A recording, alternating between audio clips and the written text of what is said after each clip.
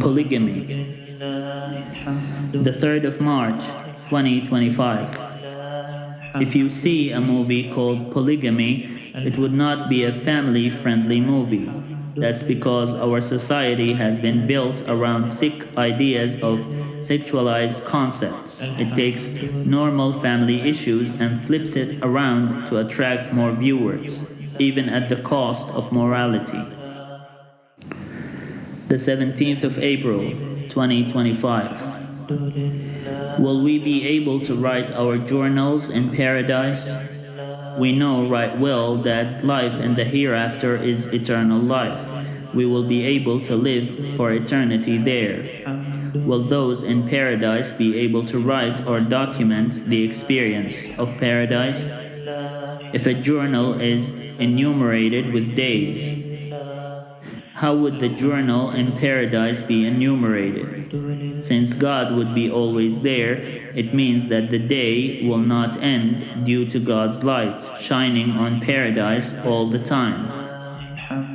Someone said that we would be able to see God and look at His holy face on Fridays. This means that there will be a day cycle. In any event, I would very much like to write there.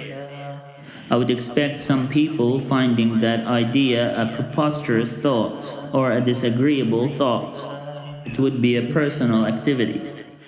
Would people in paradise be able to watch the world creation from the beginning? If something is hard to remember, people in the past did not have much trouble remembering things that were done or things that were said. Currently, with our world that is plagued by unnecessary activities and distractions, it has become difficult to remember things that happened a day before. How were people able to remember and memorize the Quran? They had no remarkable distractions like the ones we have today. The 29th of April, 2025. I don't want to. Was that for me, by me, or was it about someone else? No, you will continue. Yes. All throughout the Bible, God would be right to say, even today, I told you so, to humans who transgressed His commandments. He promised transgressors destruction and brought about the destruction of these peoples for abandoning the covenant that they swore to uphold. It would be very reasonable to respond to their cries after having forsaken Him with, I made a promise to destroy you if you disbelieve.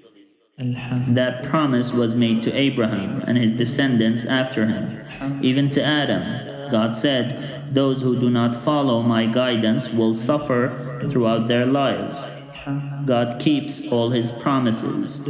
When He threatens your enemies with a calamity, He would bring it upon their heads. But if He threatens you with a calamity and He brings it upon you, you say, our covenant and your promise. Some people are still pretending to be God's servants, and thus He is bound by a promise He made to them to save them and to provide them with whatever types of blessings they desire. Even when they stray far away from the path that He laid down for them, even when they worship idols, they would claim to themselves, God would not punish us because He made a promise to our forefathers. Even if their forefathers disowned them for their transgression against God, if God brings their ancestors and forefathers to judgment and confronts them with the deeds of their descendants, would the forefathers say anything other than the truth? They would disown them if they followed the ways of oppressors. God would make the dust into descendants of Abraham in order to fulfill His promise to him. Abraham would never plead with God for the salvation of the sinners, of his descendants, because God told him preemptively that whoever sins from your descendants would be thrown in hellfire. God told you so.